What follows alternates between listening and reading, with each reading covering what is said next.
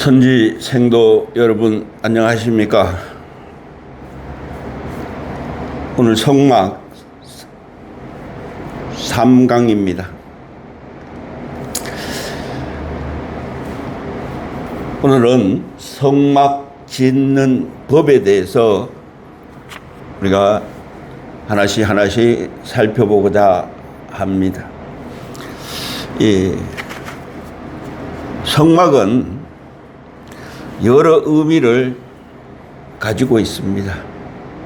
우리 성막은 이스라엘 백성들이 광야에서 세워지는 이야기입니다. 그러나 그 광야는 무엇을 의미하는지 또한 이 신약 시대를 통해서 또 예수님을 통해서 또 우리가 지금 신앙생활을 하고 있는 이 시대를 통해서 같은 연결된 의미가 주어져야 됩니다. 그래서 성막은 이스라엘 백성들이 광야에서 40년을 함께 했던 40년 가까이를 함께 했던 그리고 또한 약속의 땅 가나안 땅으로 가면서 가지고 가는 이 성막에 대해서 여러분들이 잘 아셔야 됩니다. 우리가 성경을 통해서 보면 성막이 세워지는 그 의미를 통해서 보면 우리에게 어떤 의도를 가지고 어떤 의미를 가지고 또 하나님이 어떻게 하기 위해서 하는지에 대해서 여러분들이 많이 들었을 거예요. 그러나 우리가 이 성막의 과정을 한번 살펴보면 먼저는 우리가 이스라엘 백성들이 애굽에서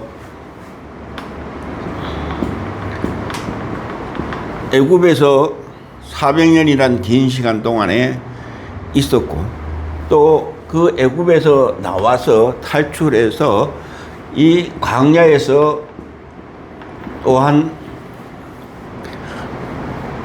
40년이라는 세월을 보냈죠. 그리고 그 다음에 가나안이라고 하는 약속의 땅으로 하나님이 들어 보내죠. 그 가운데 이 우리의 신앙의 토대를 가지고 보면 이 세 단계에 거쳐서 가야 할 부분들입니다.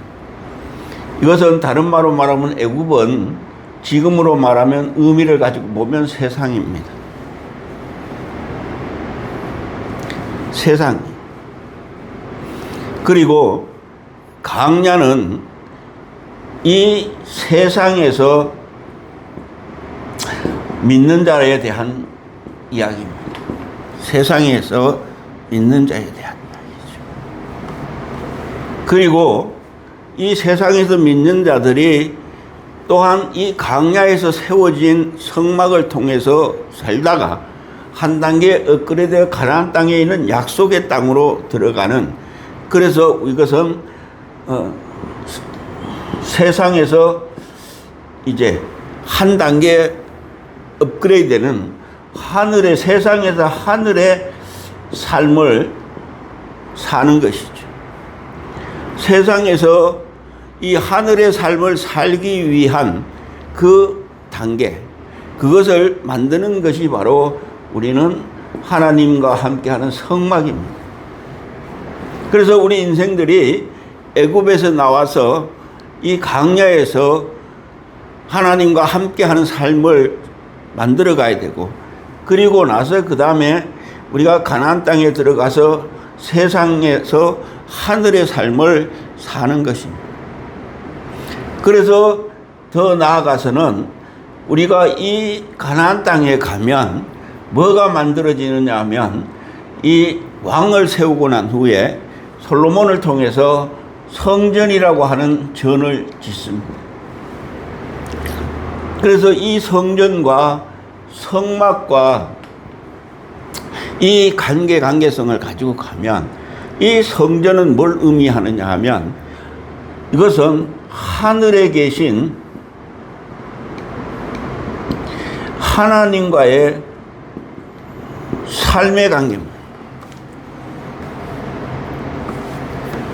그래서 우리가 한 단계 한 단계 거쳐서 이 삶까지 올라가야 됩니다. 그래서 다른 의미로 말하면 오늘 예수 그리스도를 통해서 여러분들이 세상에서 탈출했다면,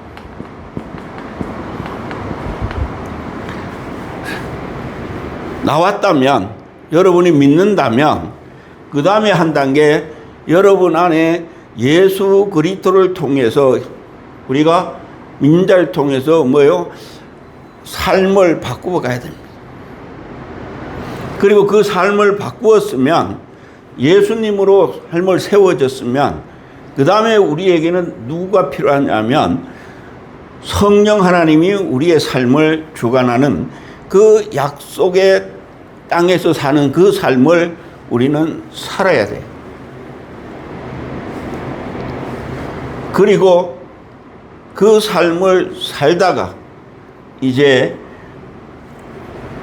더 나아가서 여러분들이 여기서 이로 올라오는 것처럼 여기서 이 성전으로 올라가서 하늘에 있는 하나님과 함께 사는 삶의 그 모습들을 우리가 구약 성경을 통해서 알 수가 있습니다. 그래서 성막과 성전 필요하고요. 애굽 땅에서 나와서 성막을 세우는 이 과정이 필요하듯이 여러분이 이 과정을 거쳐서 가나안 땅에 들어가서 여호수아를 통해서 들어가서 모든 것을 무너뜨리고 살아가는 그 정복해 가서 사는 삶이 있고, 그로 인해서 더 나아가 하늘의 삶을 사는 그 길을 만들어 가야 되는 거죠. 이 길을 만들어 놓은 분이 바로 이 예수 그리스도입니다. 그래서 구약과 신약의 관계가 잘 세워지지 않으면 우리는 올바른 신앙의 토대를 알 수가 없습니다. 오늘날 많은 우리 목사님들이 메시지를 전할 때 구약에 있는 그 틀 속에서 계속 전하고 있습니다.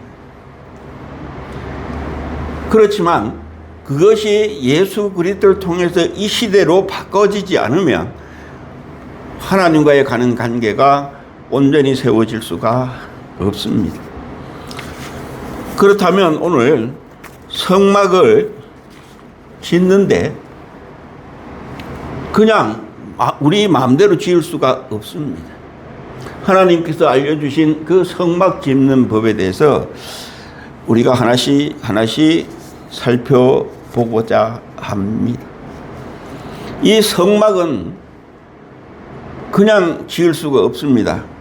반드시 택함을 입은 자가 지어져요. 택함을 입은 자. 다른 말로 말하면 부르심을 받은 자죠. 택함.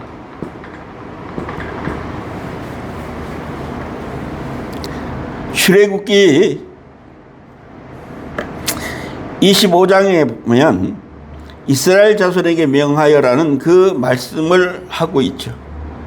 그러면서 이 말씀은 성막을 누가 지을 것이냐 하는 것을 단독적으로 말한다고 하지만, 그러나 출애굽기 35장에 보면 36장 35장 보면 지명하여 불렀다고 합니다. 지명했다는 거죠. 택했다는 이야기예요. 누구가? 아버지 하나님이, 여호와 하나님이 모세를 통해서 택했다는 이야기를 해줬다는 이야기. 오늘날 우리 성도들이 하나님의 어떤 것을 행하기 위해서는 택함이 있어야 돼요. 그래서 우리는 목사 안수도, 장로도, 권사도, 집사도, 또한 강독사도, 부교역자도, 전도사도 그냥 내가 하고 싶어서 하는 것이 아니라 하나님의 택함이 있어야 된다는 이야기죠. 그렇다면 이 택함을 받은 사람은 누구입니까? 오늘 성막을 이 건축하기 위해서 택함을 받은 자에 대해서 우리가 살펴보면 출애굽기 35장 30절과 33절 그리고 31장 2절에서 5절에 보면 선택해서 택해서 불러서 지명해서 거기에 대한 어떤 일을 해야 된다는 그 일꾼들에 관한 이야기가 있습니다. 자, 너희들이 이것을 지어야 된다. 너희들이 이것을 지어야 된다. 너희들은 여기에 어떻게 해야 된다 하는 이러한 것을 딱 이야기하고 있어. 거기에 책임자로 두 사람을 세웁니다.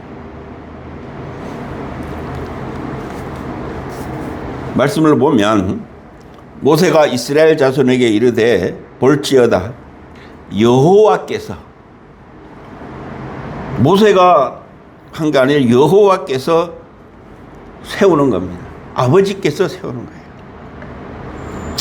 유다 지파 훌의 손자요 우리의 아들인 부살레를 지명하여 부르시고라고 말씀하고 있습니다. 여기서 보면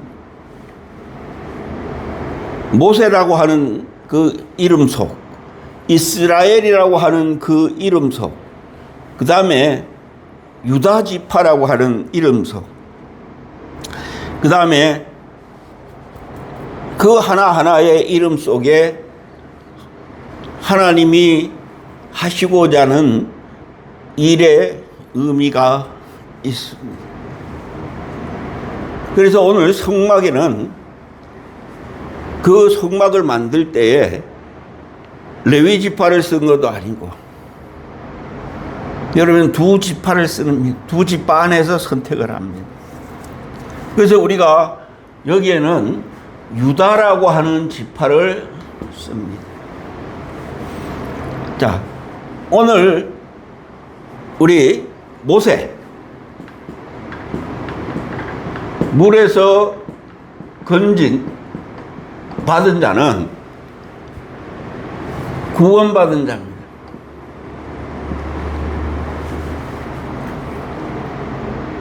물에서 건졌다. 이 물은 세례고 구원의 표라고 베드로 사도는 이야기하고 있죠. 그래서 물에서 건진 구원받은 자는 이스라엘 하나님과 싸워서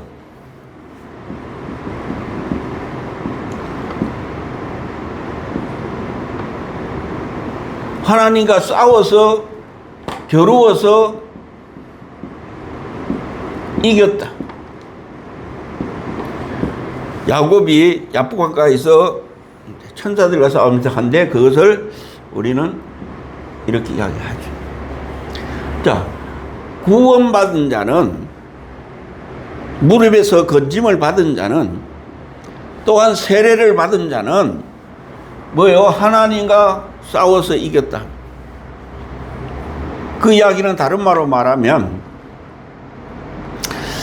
예수님께서 말씀하셨던 것처럼 천국은 침노하는 자에게 있다고 그랬죠. 침노하는 자.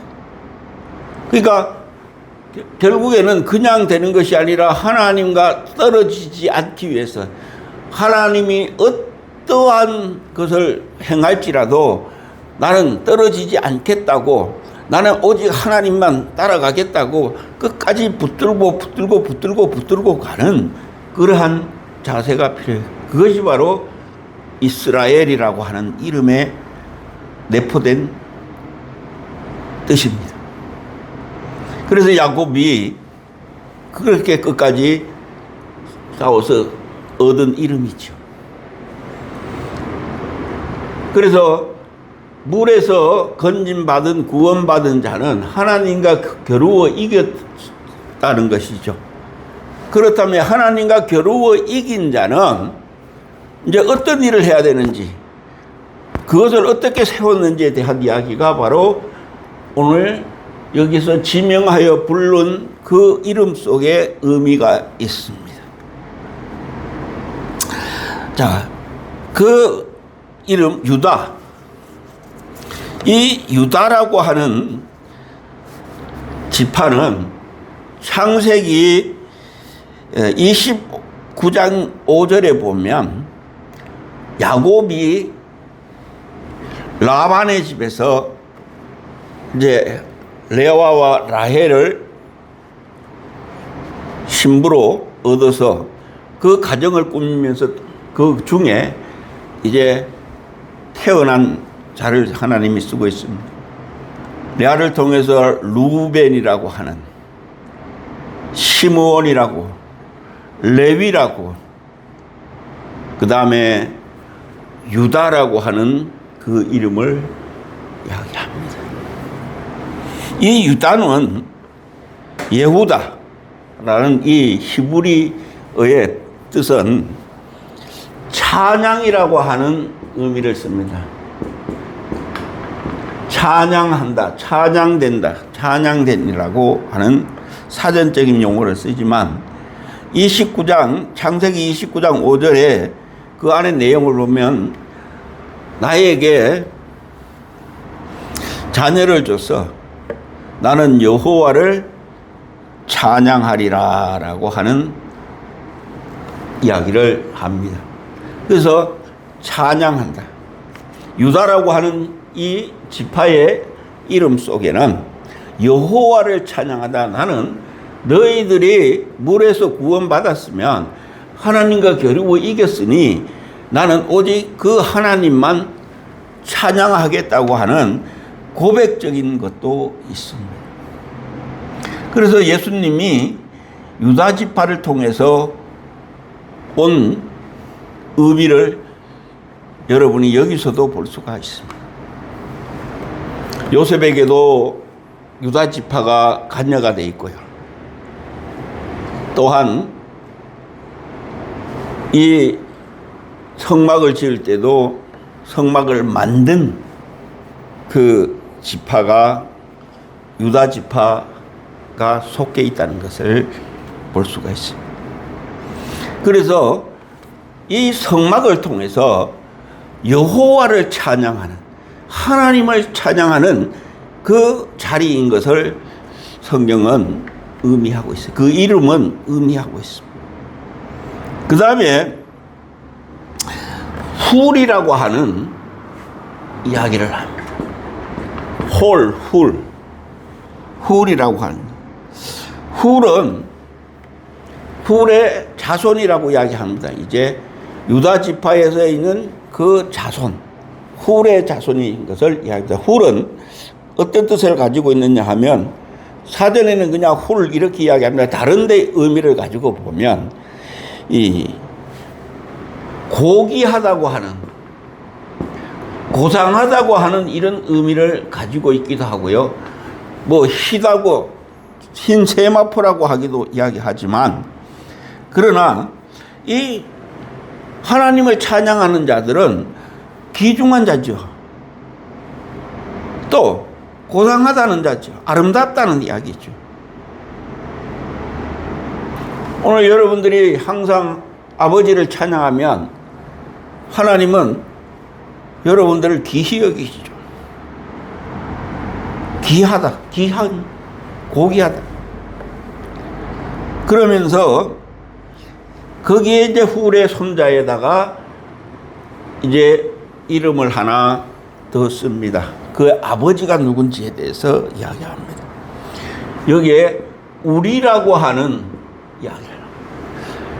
지파, 자손, 우리의 아들이라고 이야기합니다. 우리는 어떤 의미를 가지고 있느냐 하면 사전적으로는 열렬한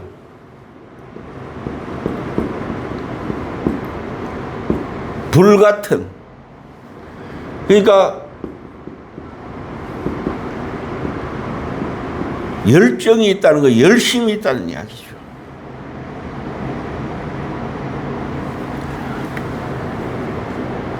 하나님을 찬양하는 자는 고귀하고 하나님을 찬양하는 자는 열렬히 찬양해야 된다는 이야기죠. 불같이 여러분들의 하나님과 관계는 이와 같이 하나님도 열정을 가지고 열심을 가지고 질투하는 것처럼 여러분들에게도 악한 것들에게 매이지 않게끔 그들을 뺏어올 수 있는 하나님의 것을 뺏기지 않는 그 불같은 마음, 열렬한 마음을 가지고 일을 해야 됩니다.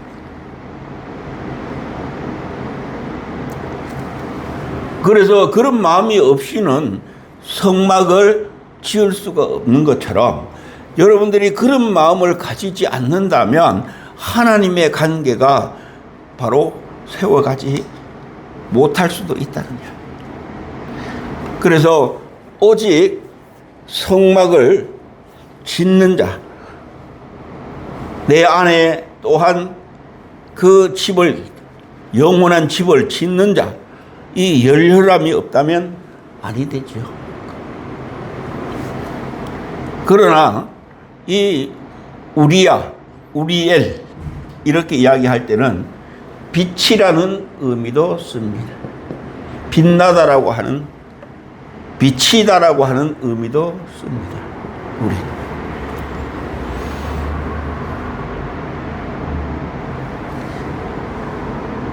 또한 그 우리의 아들 부살렐이라고 하는 이름을 주었죠.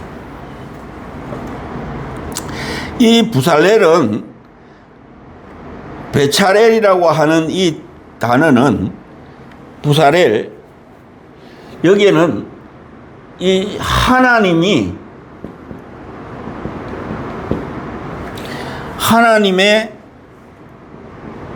그들이라고 하는 뜻도 있지만 보호라고 하는 뜻도 있습니다. 이 부살렐을 선택한 이유는 유다 지파의 훌의 자손 우리의 아들 부살렐을 선택한 것은 구원받은 자가 하나님과 겨루어 이긴 자들이 하나님의 그 속한 자들이 있잖아요. 그들이 하나님을 찬양하고 여호와 하나님을 찬양하고 또한 그래서 고귀한 자가 되고, 그 고귀한 자가 되는 것은 그냥 하는 것이 아니라 열정을 가지고 불같은 마음을 가지고 있는 그들을 통해서 하나님은 그들에게 뭐 하겠다는 이야기요? 그늘이 되어 주겠다. 보호해 주겠다. 너희들에게 이것이 세워져야 내가 보호해 주겠다. 말씀입니다. 그러니까 성막에서 있는 하나님의 영광과 이스라엘 백성들이 광야에 애굽에서 나와서 3일길 나와서 장막을 칠 때 구름기둥과 불기둥이 임재함을 이끌어왔던 것과 또 성막을 세워서 구름과 불기둥으로 또 이끌어갔던 것은 차이가 있습니다. 그러니까 하나님과 함께하는 자들은 하나님이 구름기둥을 하지만, 그러나 여러분들이 이제는 성막을 통해서 여러분들이 집으로 지어져야 된다는 이야기를 하나님은 하고 계십니다. 그래서 이 택함을 입은 자들 부살렐을 통해서 또한 이 여호와 하나님께서 일을 하시겠다는 이야기죠. 그런데 여기에는 그냥 무조건 없고 해서는 안 된다는 이야기예요. 31절에 보면 하나님은 지명하여 부른 부사렐에게 하나님의 영을 그에게 충만하게 하였다. 그러니까 하나님의 영이 부사렐에게 충만히 임해야만이 된다는 이야기죠. 그래서 성전을 짓는 자들은 하나님의 영에 대해서 우리가 생각해 봐야 되고요. 성경에 보면 구약에서는 엘로힘의 영입니다. 하나님의 영. 이 엘로힘이라고 하죠. 그러나 구약에서는 또한 여호와의 영에 대한 이야기를 합니다.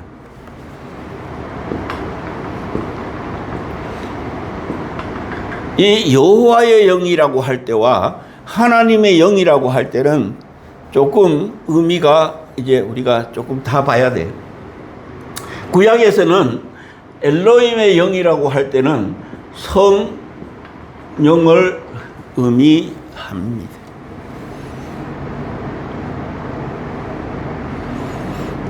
신약에서는 성령을 의미합니다. 그래서 여기에는 성부와 성자와 성령의 이 관계성을 가지고 있습니다.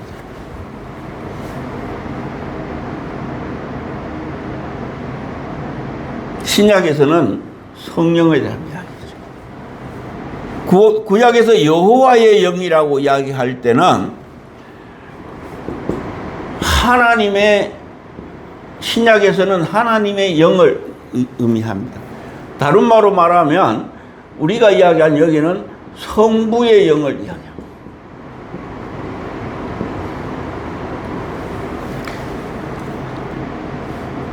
역할 속에서 이야기합니다. 성령님의 일은 다양성이거든요. 하나님의 그 영은 다양성이거든요. 우리가 성부와 성자와 성령이라고 할 때는 하나님 아버지와의 관계, 하나님의 아들과 관계가, 하나님의 영과의 관계가 세워집니다.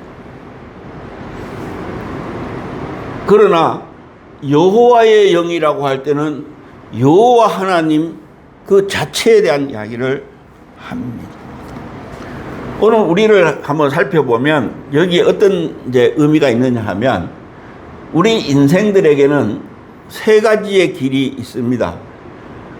우리가 이야기하는 영이 있고요, 혼이 있고요, 우리에게는 육이 있습니다. 이것을 다른 말로 말하면 여기에 몸이 있죠, 몸.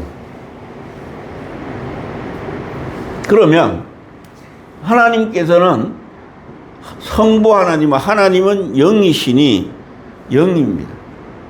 그 다음에 성자 하나님은 우리 혼의 역할, 사람으로서 인자. 그 다음에 이 육 따로따로지만 그러나 이 선 하나입니다. 그래서 이처럼 아버지 하나님도 마찬가지죠. 그래서 오늘 이 육에 대한 이것은 우리가 잘 알아야 될 부분들이 있기에 우리는 이 부분은 이제 나중에 하지만 오늘 이 관계성을 가지고 보면 여호와의 영이 아니고 하나님의 영이 충만해야 된다고 이야기합니다. 그러면서 오늘 여기에서 뭘 이야기하냐면 하나님의 영이 충만하여서 여기에는 지혜, 총명, 그 다음에 지식이 있어야 된다고 이야기합니다. 그것이 있어야만이 지혜가 있어야 되고 총명이 있어야 되고 지식이 있어야만이 성막을 지을 수가 있음을 이야기하고 있습니다. 왜냐하면 성령 하나님이 알려주지 않으면, 아버지의 영이, 하나님의 영이 알려주지 않으면, 이 지혜와 지식과 총명을 주지 않으면 알 수가 없기 때문에 그렇습니다. 그래서 오늘 하나님의 영이 지혜와 총명과 지식을 주듯이 여호와의 영은 어떤 의미를 가지고 있는지 우리가 한번 이사야서 11장 2절을 통해서 우리가 알 수가 있습니다. 이사야서에 보면 여호와의 영, 그리고 거기에 6가지를 이야기하죠. 뭘 이야기하느냐 하면 지혜, 똑같이 이야기하죠. 지혜, 총명,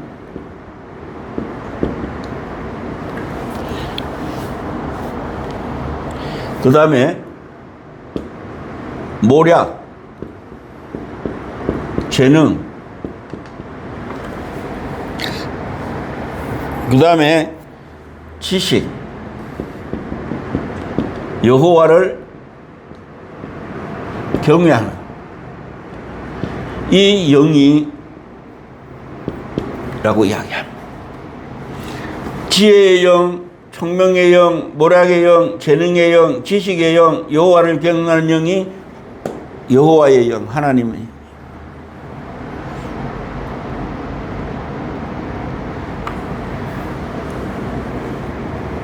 왜 여호와의 영을 이야기하는지, 왜 하나님의 영을 이야기하는지는 우리는 나중에 여러분들 성경을 보다 보면 깨우쳐질 거예요. 그래서 예수님에게는 이 여호와의 영, 이 영을 부어주겠다고 이야기하죠.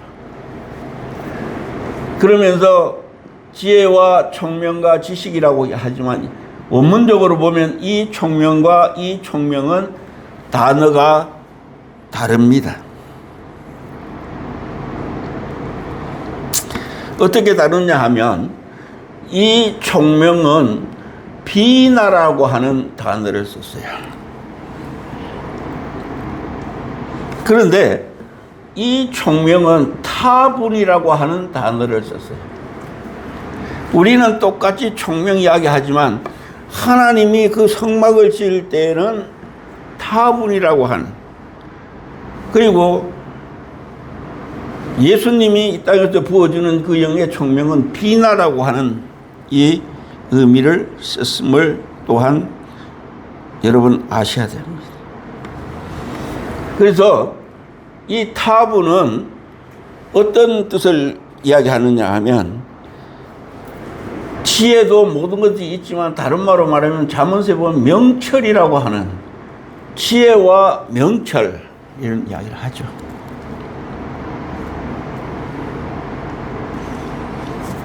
그런데 이 비나는 이해라고 하는, 이해력이라고 하는 이제 사전적인 뜻을 가지고 있습니다. 그래서 어떤 것을 이해하고 그것을 볼 수 있는, 쭉 연결시켜서 갈 수 있는 통찰력이 여기에 속해 있습니다. 그러니까 예수님에게 오는 이 여호와의 영은 통찰력이 있다는 이야기죠. 모든 것을 다 보면 안다는 이야기예요. 그 이야기 다른 말로 말하면 악한 영이 무엇을 할까 하시고 여기에 뭐가 있고 이거 다 하신다는 이야기죠. 통찰력. 그래서 여기에 청명은 그것을 할 때 어떻게 해야 될까, 잘 만들어질까, 어떻게 하면 이게 순서를 잘 이끌어갈까, 하나하나씩 알 수 있는 이 부분의 명철이죠. 이렇게 알 수가 있습니다. 그래서 택함을 받았던 부사례를 통해서 짓는 것이, 또한 맡겨준 것은 금, 은, 놋, 그 다음에 보석, 또한 나무를 새기는 그 일들, 주로 중심부에 있는 것을 행하게 합니다. 그래서 부사례를 선택한 그 선택의 이름을 통해서 우리가 하나님이 뭔 일을 하고자 하는지 알 수가 있고, 또 우리가 어떻게 해야 하나님과 관계를 가지고 있는지에 대해서도 알 수가 있습니다. 또한 우리 성막은 레위 지파를 통해서 짓지 않았다는 이야기예요. 그러면서 이 성막의 제사를 드리는 모든 일을 하는 것은 레위 지파를 하지만, 그러나 성막을 만든 자는 유다 지파와 또 출애굽기 35장 34절에서 35절을 통해서 이제 단지파를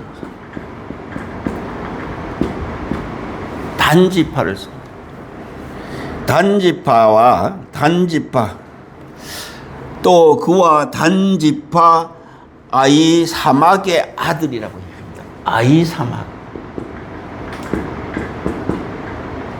이 아들, 그리고 그 아들은 오홀리압, 어떤 데 보면 오홀리압이라고도 뭐 이렇게 하는데, 아홀리압이라고도 하기도 하고요, 오홀리압이라고 하는 이름을 이제 가지고 있는 자를 지명하여 불러서 지금 이야기합니다.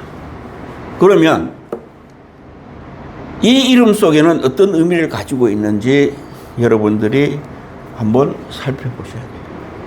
단이라고 하는 단, 그 12지파 중에 단지파는 계시록에 가면 단지파가 안 나오죠. 이 단이라고 하는 것은 판관이라고 하는 이제 판관. 우리 다른 말로 말하면 심판이라고 하는, 결정하는 것을 의미합니다. 이 성막을 통해서 뭐요? 여호와를 찬양하느냐 안 하느냐, 열렬히 하느냐 그냥 하느냐, 이 모든 것을 다 뭐 하는 거예요? 판관, 심판할 수 있다는 이야기예요.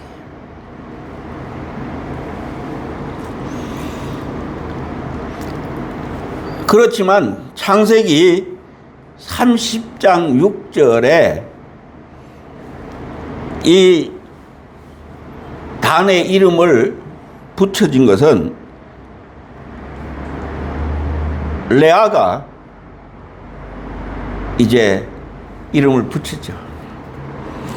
그 자녀를 놓고 내 억울함을 호소했으니까 들었다고, 내 억울함을 들었다고 이름을 붙인 것이 단입니다. 그래서 심판이라고 하는, 판관이라고 하는 이런 의미를 가지고 있지만 결국에 뭐예요? 하나님 함께 세상에 있는 그들에게 매여서, 악한 영들에게 매여서 있던 그 자들의 하나님께 아랠 때 하나님은 이 성막 안에서 그것을 뭐 하시겠다는 이야기요? 내가 너희들의 소리를 들어서 제거해 주시겠다는 이야기죠. 하나님을 찬양하는 자로 만들어 주겠다는 이야기예요. 그래서 이스라엘 백성들이 성막을 보고 따라가기, 그러나 거기에서 순종하지 않고 따라가지 못한 자들은 멸망의 길로 갈 수밖에 없지요. 그래서 광야에서 세상의 삶을 내려놓고 하나씩 하나씩 제거하고 이제 하나님이 가나안 땅에 대해서 새 삶을 살 수 있는 그 길로 나아갈 수 있는 여러분들이 되어야 될 것이죠. 하나님께 외치면 호소하면 억울함을 악한 영들에게 가지고 있던 당했던 것들을 아뢰면 처리해 주겠다는 이야기예요. 들어주겠다는 이야기예요.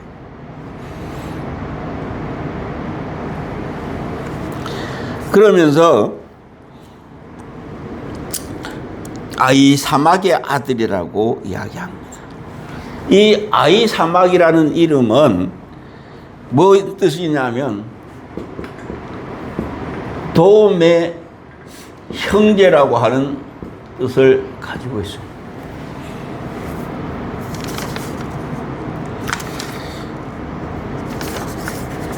도움.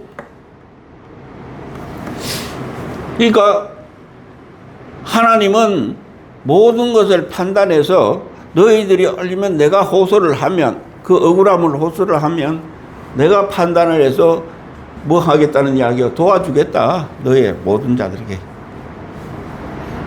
형제들을 도와주겠다. 그래서 성막을 지어서 그 안에서 일어나는 모든 일들을 보면 그런 의미를 다 포함하고 있죠. 내포하고 있죠. 그런데 여기에는 이 이름을 썼지요. 오홀리아. 도움의 형제. 도움을 주겠다는 이야기죠. 형제들이. 그러면 오홀리압은 어떤 의미냐 하면 아버지의 장막이라고 하는 아버지의 거주지,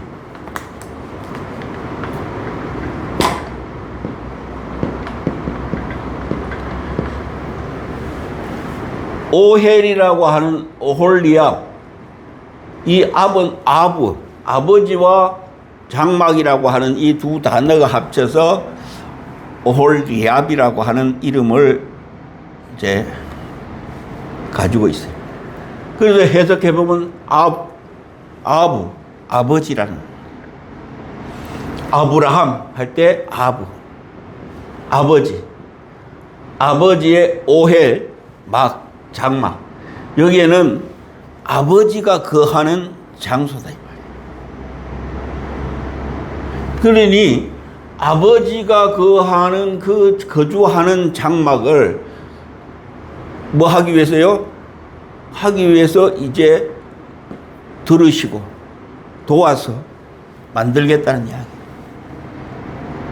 그러니까 성막이 하나님이 거하는, 아버지가 거하는 거주지란 말이에요. 처소란 말이에요. 이처럼 오늘 우리에게도 너희들 이것 좀 만들어라. 그래서 에베소서 2장에 하나님이 거하는 처소를 지어가야 된다고요. 그래서 이 성막이 예수님에 대한 이야기도 되지만 하나님에 관한 이야기도 되지만 오늘 이 성막을 짓는 자는 우리가 이야기하는 구약에서 의미하는 성막이 예수라면 그 예수를 누구가 지어야 돼? 하나님의 택한 받은, 지명하여 받은 자. 너희들에게 예수 믿는 자들은 뭐예요? 택한 부르심을 받았으니 이제 이렇게 치어가야 된다는 이야기죠.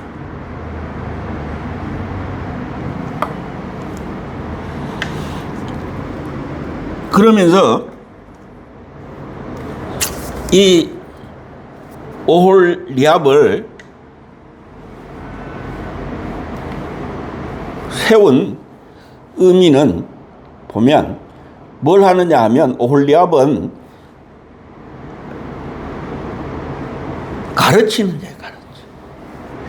감동시켜서 가르치는, 오홀리압을 감동시켜서 가르쳐요. 뭐 성막을 이렇게 하게끔 알려주는 거죠. 우리 교회에도 이와 같이 두 분류의 지도자들이 있어야 되죠. 한쪽은 알려주는 지도자요. 한쪽은 관계성을 가지고 가는 지도자죠. 그래서 유다, 그 다음에 단 지파로 세워진 이 부살렐과 오홀리압이 같이 연합해서 한 것처럼 여러분들도 그 일을 행해 가야죠. 그러면서 여기에는 지혜로운 마음을 가지고 있는 자들 이야기하고 있습니다. 지혜로운 마음을 가지고 있는, 충만하게 하여서 여러 가지 일을 하게 하죠. 그래서 이 오홀리압만, 또한 부사셀렐만 아니라 지혜로운 마음을 가지고 있는 자들을 불러서 같이 그 일을 합니다. 그래서 일꾼을 세우지. 그래서 오늘 교회라고 하는 이 부분에서도 마찬가지입니다. 다 자기들이 잘나서 하는 것이 아니라 하나님이 지명하여 불려서 거기에 맡겨준 대로 그 일을 같이 행해 가야 됩니다. 그래야만이 하나님이 거하는 처소를 지어갈 수가 있습니다.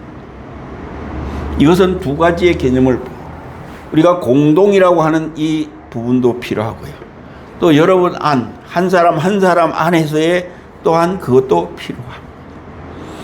그래서 하나님께서는 그냥 마음대로 하는 것이 아니라 출애굽기 36장 2절에 보면 모세가 부사렐과 오홀리압과 및 마음이 지혜로운 사람, 곧 그 마음에 여호와로부터 지혜를 얻고 와서 그 일을 하려고 마음에 원하는 모든 자들을 부르매라고 얘기합니다.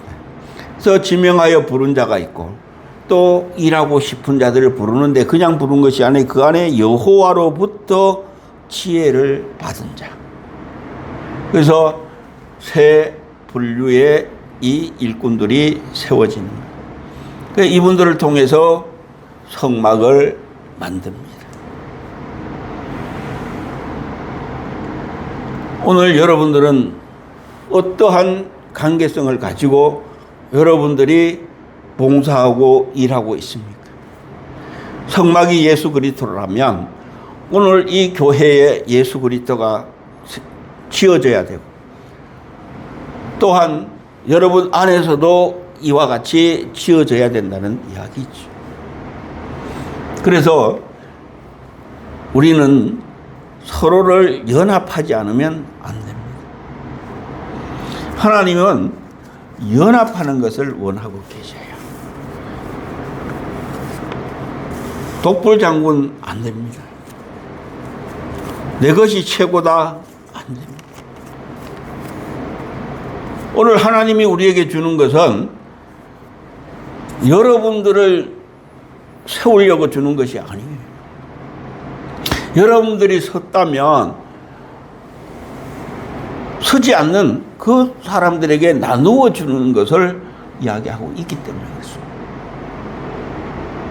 오늘 여러분들이 하나님의 것을 이렇게 지명하여서 받았다면 그 성막을 지어서 이스라엘 백성 전체가 그 안에서 생활을 하듯이 오늘 여러분의 그 맡은 것을 통해서 모든 사람들이 생활할 수 있는 그러한 교회를 세워가야 됩니다.